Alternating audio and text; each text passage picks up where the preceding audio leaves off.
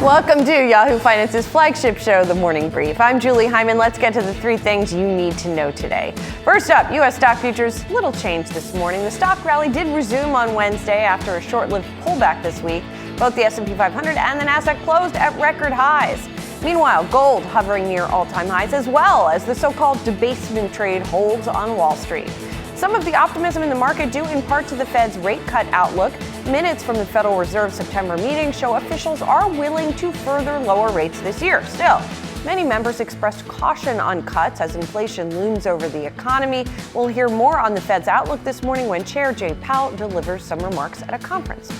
And on the earnings front, Delta updating its guidance above Wall Street forecast. The airline also reported better than expected earnings for the third quarter. CEO Ed Bastian says the company's customer is financially in a good spot. And we heard from Pepsi. It reported quarterly earnings and revenue that beat analysts' expectations. The company's North American beverage unit saw its strongest growth in 2 years, but the company is under pressure from an activist investor. Elliott Investment Management took a $4 billion stake last month. They'd like the company to review and streamline its snack portfolio.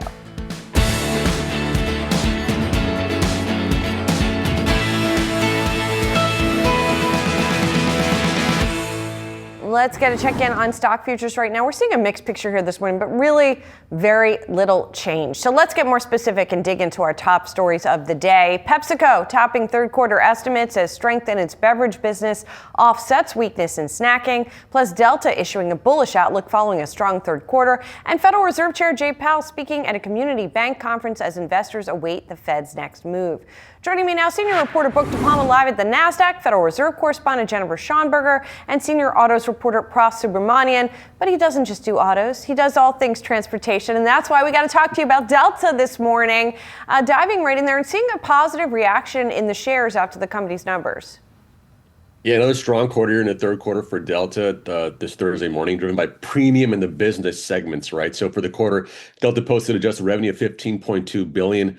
It's up 4.1% compared to a year ago.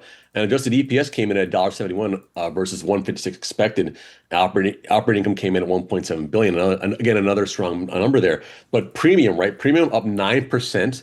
The business segment up 8%, leading to improved guidance for the airline. Delta CEO Ed Bastian telling me, quote, "We're looking at, for the fourth quarter, a comparable amount of growth and hopefully the best profit in our Q4 history." So it's all systems go for Delta at this point. One little wrinkle I want to mention, the government shutdown and the effect on the air traffic controller shortage. Delta hasn't been affected so far, Bastian said, but if things drag on, he said, it will be, quote, a bigger source of concern. So a little wrinkle there at the end of there, but still a very strong quarter and good outlook for the rest of the year and into 2026. And maybe some good read-through for the rest of the airlines. As I look across the sector, it looks like we've seen some gains this morning. What did Bastian say that might reflect well for air travel more broadly? He was generally bullish on the economy, saying that the consumer was sort of more certain here post the tariff, some of the tariff deals in place. The business consumer is very driven here. And again, they said that 90% of their business travelers are going to see more or equivalent travel next year, and that was higher than the last quarter. So that's a good news for them there. And you can see it there with American Airlines and United Airlines, like those other airlines that are focusing on the premium segment more so than the JetBlues or the Frontiers of the world. But they're all kind of raising up on sympathy here. But the bottom line for Delta is they're really targeting their business on that high-end consumer, the business consumer, and to the detriment of the budget consumer, which we've seen with other airlines like Spirit, right? Not really surviving here. That's sort of where the airline segment is, the business is. You want to focus on those more higher income, more higher spending consumers. Yeah, and you see all of these airline stocks are rising this morning, but the so-called premium airlines or full-cost airlines are rising more than those discounters. Let's move on to Pepsi here this morning as well. Brooke, what do we hear from them? And also, just like we're looking sort of to read the tea leaves in Delta as to what it means for the economy and the consumer, what can we do with Pepsi on that front? Yeah, well, PepsiCo shares, it's worth noting, are now moving higher in early hours, trading up about 1.5%. And what we're really reading into is that ultimately what we've been hearing and what we continue to hear, consumers are willing to spend if they feel like it's worth it. And that's why their beverage business did well this past quarter. They saw some momentum there with revenue growth up about 2%. And that was specifically driven by, they said, what was an exciting opportunity around that nearly $2 billion acquisition of that soda brands Poppy. Now, on the flip side, consumers have been pulling back on snacks, and that continued yet again this quarter. As you can see on your screen, revenue growth for the snacking sector was down about 3%. Now, keep in mind, PepsiCo also doesn't just have beverages. They also have that big Frito-Lay business, and that owns Doritos, that owns, Doritos, Fritos, Siete Foods. That was a big acquisition they made earlier this year, as well as those Sun Chips and Lay's Kettle Chips and so on. And so what we've been hearing over this past year, especially after last month, Elliott Management, an activist investor, took a $4 billion stake in the company, is that PepsiCo really needs to turn around this snack business. And now it seems like this quarter, they're taking efforts to do that. And Yahoo Finance's Brian Sazzi did speak to the CEO, Ramon Laguarta, this morning. And what he said was the situation in the U.S. accelerating top line. We're very aggressively taking costs out of the system, especially Frito-Lay. It has been a very meaningful restructuring. Now, the company did lay off 7,000 workers. He went on to say, he also said that the company plans to close more warehouses as well as more planned closures in addition to that. And so just something to keep in mind that this company is really trying to turn around its snacking business, but it has seen volume decline for years now as consumers just don't seem willingly to spend on maybe those discretionary items as much as they used to be, especially during COVID when we were all at home. Right, exactly. And Brooke, broadening it out here and looking at the sort of lull that we're seeing in the market this morning, but it seems like there is still a lot of discussion of and focus on what's going on with the AI trade. Right. Well, right now, stock futures roughly flat. Not much happening to kick off this Thursday morning. But what we do know is that investors are largely putting aside this government shutdown and really bullish on this AI trade. And that's been a narrative that we've been telling all summer. And this has continued this morning. Goldman Sachs actually put a note out this morning and said, yesterday, and they said, while the success of dominant technology companies is clear to see, something that investors have all been worrying about is that AI bubble risk. Goldman Sachs went on to say that this doesn't necessarily mean that there is a bubble in the market that is in an imminent danger of bursting. And that's really been the narrative here. Is this an AI bubble risk? Is it not an AI bubble risk? That's the narrative that investors have really been following. But yet again, we continue to see this momentum behind the AI trade and investors largely shrugging off this government shutdown and also the lack of economic data that we're getting ahead of that key Fed meeting in just about 2 weeks. Yes, and let's pick up on that theme. Jennifer, this morning, Chair Powell is expected to speak at a banking conference, but not say anything about monetary policy, right? That's right, Julie. The Federal Reserve is hosting a conference today at the Federal Reserve on community banking, looking at the risks and innovations that the nation's smallest banks face. And we actually already heard from Fed Chair Jay Powell, who gave opening remarks at 8:30 this morning. But he's actually not in town. He's traveling right now, said he was sorry he couldn't be there. No mention of monetary policy, but a nod to tailoring regulations for the smallest banks, sort of shielding them from the onerous capital requirements that the nation's largest banks have to front and take on. We're also just hearing from Treasury Secretary Scott Bessent moments ago at the conference talking about capital requirements for banks, saying that Treasury is looking at the modernization of the capital framework and trying to push out the capital arbitrage that he says that happens between banks and non-banks, and that will likely result in reducing capital requirements for the nation's largest banks. He also gave a little sneak peek into our budget deficit, even though the government is shut down right now. He said that the deficit was actually expected to fall for the fiscal year ended September 30th to 5.9% of GDP from 6.5% of GDP, likely because of that tariff revenue that we have seen collected, and that he expects 2026 will be a strong year for the economy. And let's, of course, the backdrop, we've got the Fed minutes. We also had an interview with the Fed's John Williams in the New York Times where he made some interesting comments. Yeah, New York Fed President John Williams saying that he favors more rate cuts this year. He is clearly more concerned about the job side of the Fed's dual mandate. He's concerned about the slowing in payroll growth that we've seen, hesitation to hire. And so he's focused on that. That will keep a lid on inflation. He also talked about the fact that we are in a government shutdown right now, and the Fed doesn't have the gold standard of federal government data needed to make decisions, but he feels that he has a good, reasonable, he called it, picture of the economy when it comes to the job market and inflation, given economic data that the Fed itself collects, the ISM manufacturing and non-manufacturing surveys, and other surveys like the Conference Boards.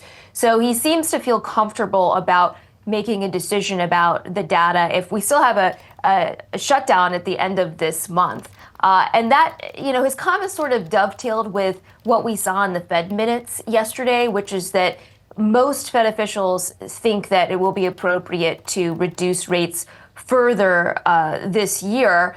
Though we did see some division within the Fed at the Fed's last policy meeting, where a few officials did favor the notion of holding rates steady because they're still more concerned about inflation. And of course, there was one who wanted to cut rates further. We know that's Fed Governor Stephen Miron. Brooke, Jennifer, Prost, thanks so much. Appreciate it. Coming up on Morning Brief, we bring you today's top trending tickers and count you down to the opening bell. We'll be right back.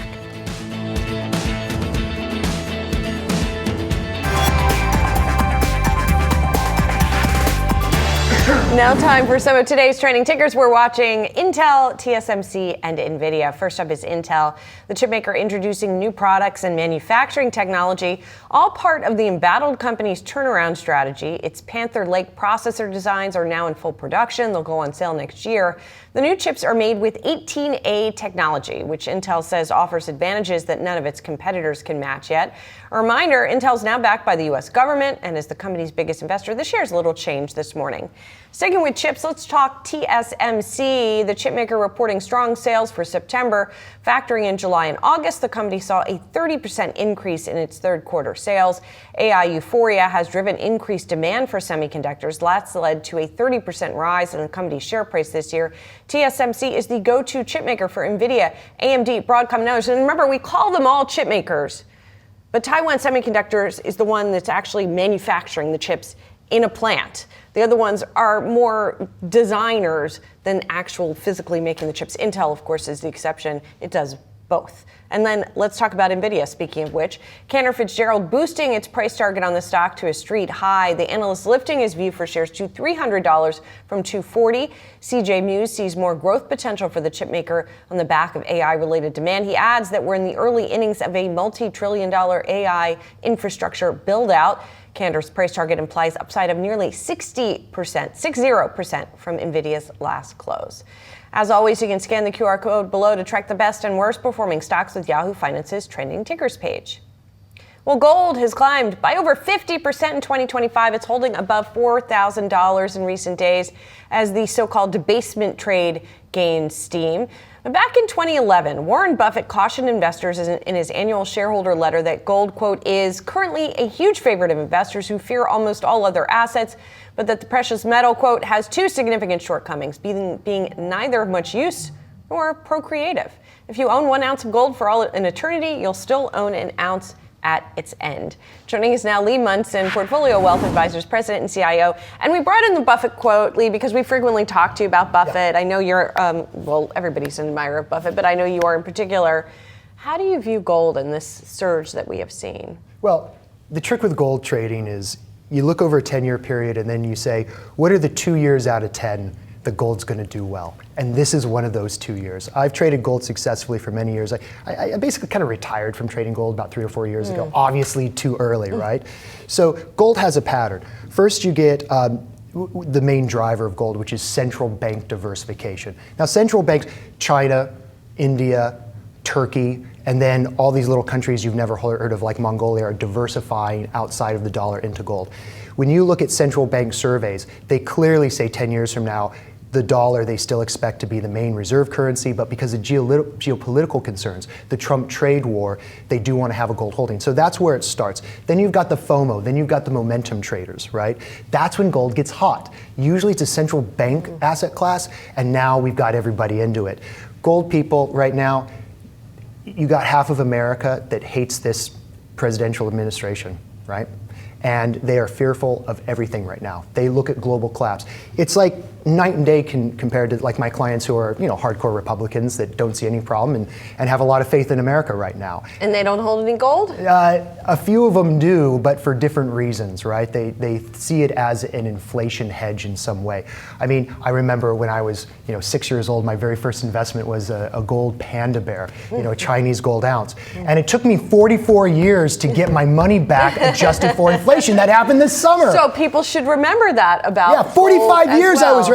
Gold was the first Bitcoin when it became legal to own. I was there as a small child, seeing my dad get just, oh my God, he had a big block of silver that he bought, 40 an ounce. And then, there's a lot of history of gold that nobody remembers today. So I think what you have to remember is that, here's the thing from a trading perspective. You start with gold bullion, right? Then you switch over to gold miners. Gold miners up 100%, double gold this year. That's second phase.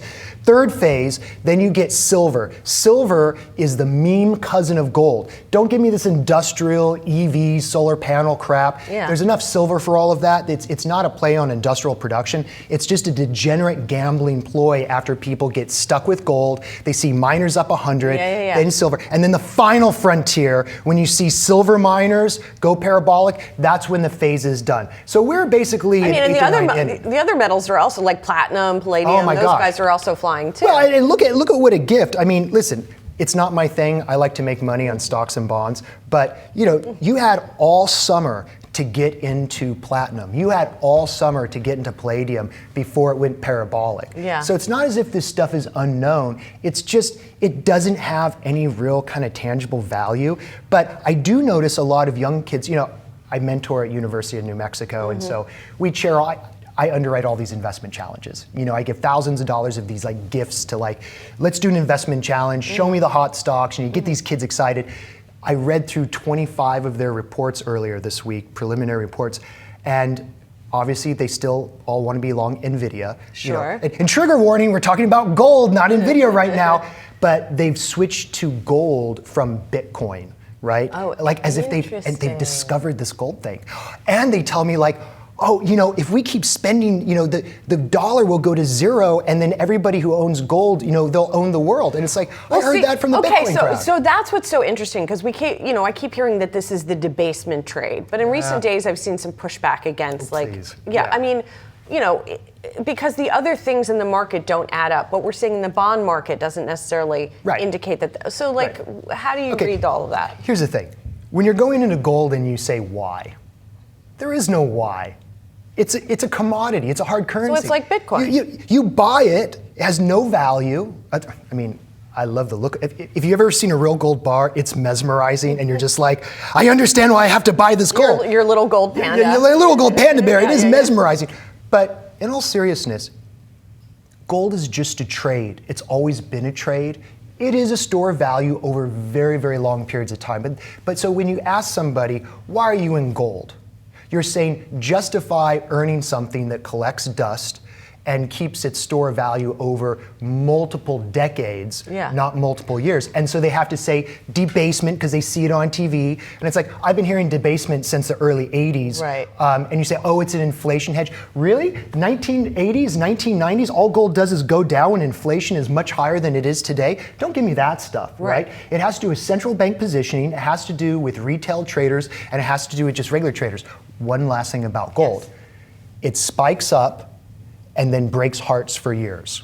Stocks make everybody happy for years, make NVIDIA go up, make me money for years, and then it spikes down. Right. So gold has the opposite reactions in the way that it goes up and down. So you have to remember, right, if you're gonna trade gold like you trade stocks, you're doing it the opposite way. And so what's happening is people are glomming onto it when it's going up parabolic. They don't realize you're gonna hold this thing and it's gonna float sideways, if not down, for many, many years to come. Okay, so we've talked enough about something that you don't even want to own. I've owned in the past. So what do you what are you excited about right now? What do you think that people should be looking at that they're not? Oh my word, Liberation Day losers. Yeah. I just screen for everything that's down since Liberation Day. Some because they have to do with the political or trade war, some have nothing to do with that. I love Trade Desk. right? Trade Desk, Liberation Day loser. You know, everybody's concerned about Amazon DSP. It's their ad selling platform. You've had, Amazon is a small competitor to Trade Desk, and Trade Desk won't even acknowledge them as competitors. But you're selling ad-supportive stuff in streaming TV. We call it CTV, and that doesn't stand for cable TV. It's just, CTV is just not watching streaming on your phone or tablet. It's on something called a TV set for the young people out there. And so that's half of revenues for Trade Desk. They're still the independent, credible place to buy ads. They're the only independent place around. And what Amazon done, Netflix and Hulu and all these things, we have all these ad-supported things. So the pie just got huge. Trade Desk, 55% of its market cap has been eviscerated this year. I'm long. Another couple of Liberation Day losers. FICO, right? I mean, Fair Isaac. I mean, this is the credit score place. They got a lot of heat earlier this year from Federal Housing Administration, from Pulte, saying, hey, we got to cut costs, this, that, and the other. It's just political noise. But now they're going direct and cutting out. I mean, it's a layup. It's brilliant. Other things I like, in payments, people forget about payments. People forget about the cashless, the move to get rid of cash. I think Shift4, F-O-U-R is the ticker symbol. Major player. They're getting in the verticals I love, like building out stadiums, sports entertainment. That's where people are spending more money. Tax-free shopping. They did an acquisition of a place called Global Blue. They're going into Europe. Europe has no innovation. It's a calcified industrial structure from the 20th century, and Shift4 is going in there, and they're saying, hey, we haven't had any payment innovation in 15 years. It's like fish in the barrel. So there's a lot of good companies out there that are monopolies, that Buffett, that Moat. They've got it. But there's been some question about that because of all the political noise and just AI, right? So I want to get in there, take advantage. 30-year Treasury is also down since then, too. We got to leave it there, Lee. We'll have you back soon, though. Thank you so much. Good to see you. Coming up on Yahoo Finance, executive editor Brian Sozzi joined us for opening bid. Soz, what's coming up? Lots going on, Julie. Really, Delta landing a very good quarter. PepsiCo responding, I think, in its earnings release to Elliott Management, of course, the activist investor that is taking PepsiCo to task. And our Power Players segment, Zachary Dell comes down. He's the co-founder and CEO of Base Power. That company just raised $1 billion this week. Soz, you ready for Simply Naked Cheetos? No, I want orange. I want my Cheetos to be orange, bright orange. Hey, you want all the chemicals. I want them all. Give them to me. I want them all. I've had them for 43 years. Why not keep it coming? All right, we gotta go. Yeah, Soz is next.